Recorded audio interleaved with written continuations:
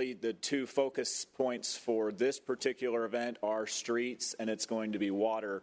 And water, I'll break that down into two separate components in a second. Let me just address streets right away. As everyone's mentioned already, the most important thing is when the streets get dangerous, you just stay off of them. That's the best message that we can always give to folks. That does not mean that we're going to, from an infrastructure standpoint, ignore them, but we also have to recognize the limitations that are in front of us on what we can do. In the city of Houston, we are responsible for more than 16,000 lane miles of roadway. I always put that in perspective. That's the distance from Houston to Tokyo and back. So when folks wonder, what are you doing to treat the streets? The reality is we're being very selective in what we treat, and we're going to make sure that we hit critical areas so that first responders can get to places they need to go, that emergency access to places like hospitals and others are prioritized. And for the most part, we focus on areas that are going to have a larger challenge where ice accumulates than others. Those are going to be elevated roadways, bridges, overpasses, and so forth. There's about 41 of those that we have as part of our standard operating procedures that we always treat when these events come into play. That is our plan in this event as well. And we typically begin that pre-treatment about 24 hours out. There's not much effectiveness that takes place beyond 24 hours out. The brine will wear off and so forth. But we pre-treat all 41 of those areas with a brine solution. We have available to us 15 trucks that we use to spread sand in certain places. We have 7 brine applicator apparatuses that we're able to affix to other vehicles that we have to go and spread that. But the reality is that's not a whole lot for a city like ours. We have to balance that, of course, with the fact that these are not typical events. So, for instance, we don't have any snow plows. We do get that question typically when a winter storm comes up. How many snow plows do you have? The answer is 0. And if you were to ask me what my forecast for how many we'll have in the future is, it probably stays at 0, because that just doesn't make a lot of sense for Houston. And that goes to the collaboration that we have, Mayor, that you referenced with TxDOT. In the last winter storm, TxDOT was the one that came to our rescue. They do have snow plows, and they are able to bring those in to help us in some of those critical areas, including in and out of the medical center.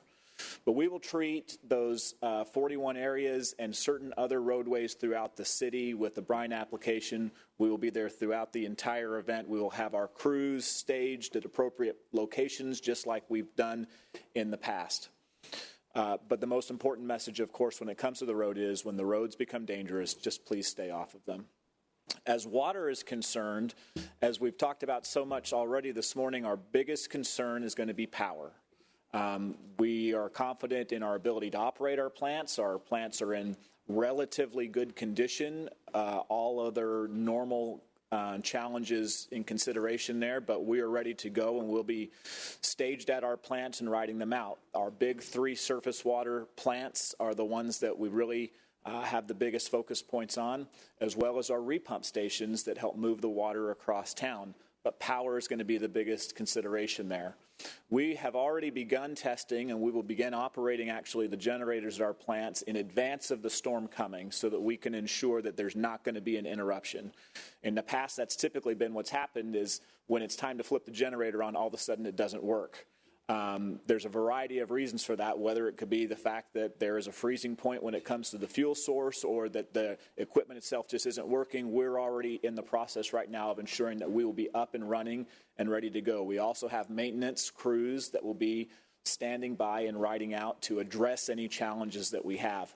We hope, of course, that there won't be a grid-wide power problem.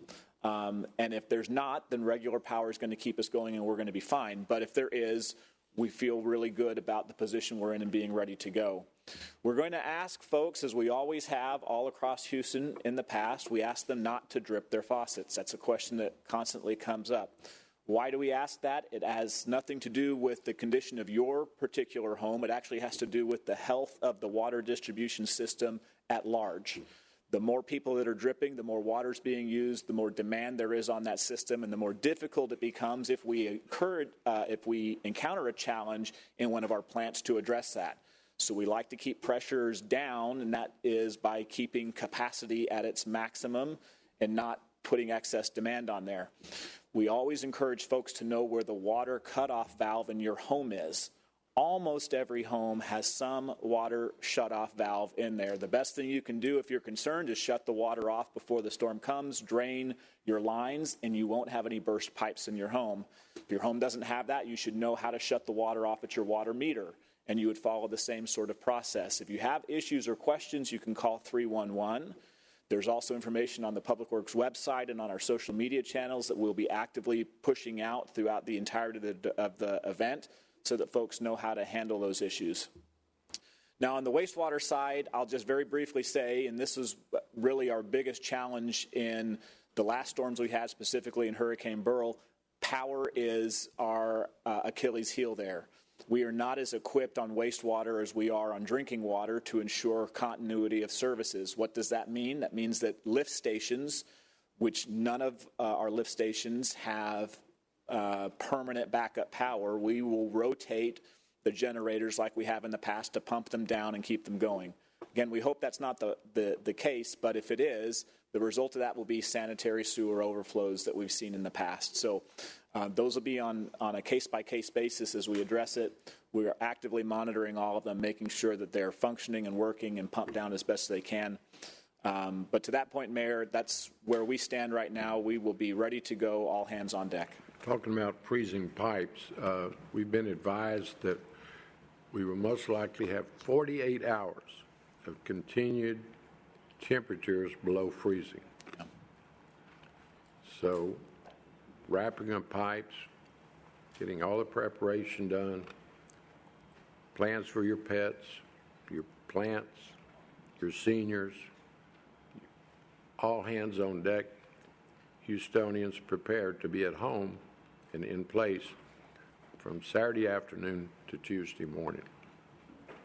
And it's a serious matter. Thank you. I think you need to thank those engineers I know that sleep on the floor at the water treatment plants and at all your facilities. Literally, members, they sleep on the floor to monitor the pressures all night long. And thank you for your leadership. Councilman Kamen. Thank you, Mayor. I, too, just wanted to echo, we always thank our law enforcement and public safety folks who work around the clock. It's an all hands on deck, but oftentimes, as you so aptly put it, our other city employees don't get the recognition that they deserve.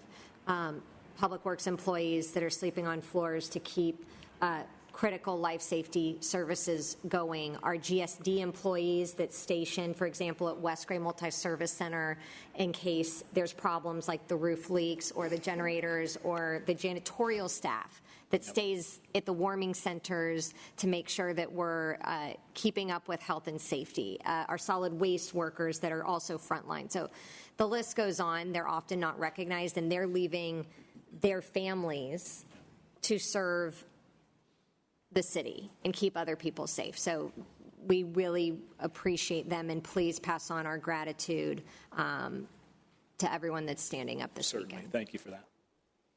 Thank you, Councilman Kamen. I always refer to Public Works as first responders. And, of course, what really makes this a great city are our city employees. The leadership team in place, I think, is better than anyone can recall in recent time.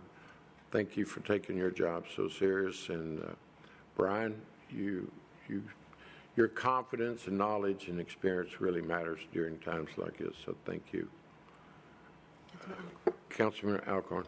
Director, I was glad to hear you say about not dripping the pipes. That's really important. And also you said shut your water off if you're really worried. I felt like in 21, we shut our water off, and I think it saved us. And I'm glad we're just putting that out. So that's what I'm telling people. If you're really worried about your pipes, shut the water off.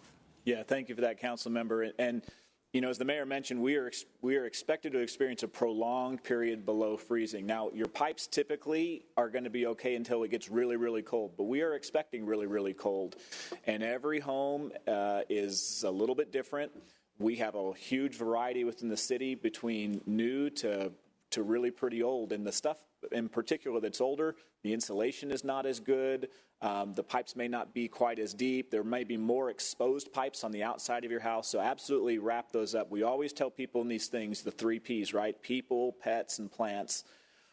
I love plants, but that's the least of our concerns there of those 3. Focus on I said people, pets, and plants. I meant pipes. I mean, pipes are my people, so pipes, pets, those need to be our first 2 concerns. Wrap them, make sure that they're good to go. This is the time right now. Go to the hardware store today to get the things that you need to do. It's not going to be available on the shelves in a couple days. I can promise you that. We've done this enough. Thank you, Randy. Brian, thank you. And of course, we're in contact with our county partners. Yes, sir. State. All right. Thank you. Good luck.